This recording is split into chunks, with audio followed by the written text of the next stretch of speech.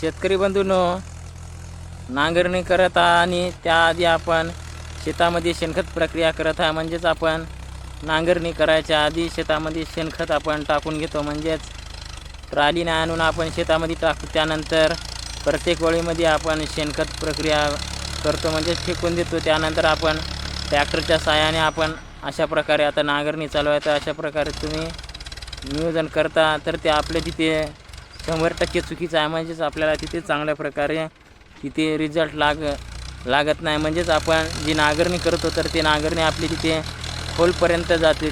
त्यामुळे आपल्याला तिथे शेणखताचा 100% वापर मिळत नाही. म्हणजेच आपल्याला तिथे 30 ते 40%च आपल्याला तिथे वापर करतो. म्हणजे आपण एकरी जर बघितले तर आपण 5 ते 6 ट्रॅक्टर आपण सहजच आपण शेणखत प्रक्रिया करतो. म्हणजे आपण शेणखत टाकतो तर आपल्याला तिथे त्या प्रकारे शेणखत आपल्याला टाकून द्यायचं नाही आहे.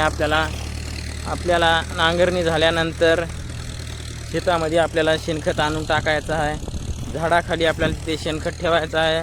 एकरी आपल्याला 3 ट्रॅक्टर आपल्याला शेणखत टाकून घ्यायचं आहे आणि त्यामध्ये आपल्याला सावलीमध्ये आपल्याला शेणखत टाकायचं आहे.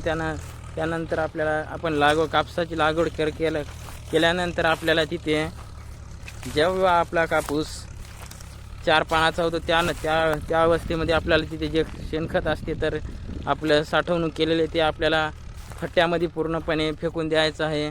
तेव्हा आपलं तिथं 100% आपल्याला तिथे शेणखताचा चांगल्या प्रकारे आपल्याला तिथे फायदा मिळतो. तर मित्रांनो, आपल्याला अशा प्रकारे खताचं चांगल्या प्रकारे नियोजन करून घ्यायचं आहे.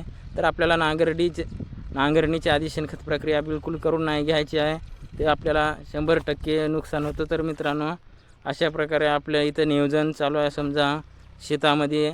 तर मी यावर्षी अशा प्रकारे शेणखत प्रक्रिया करून घेत आहे. तुम्ही पण मित्रांनो अशा प्रकारे शेणखत प्रक्रिया करून घ्या.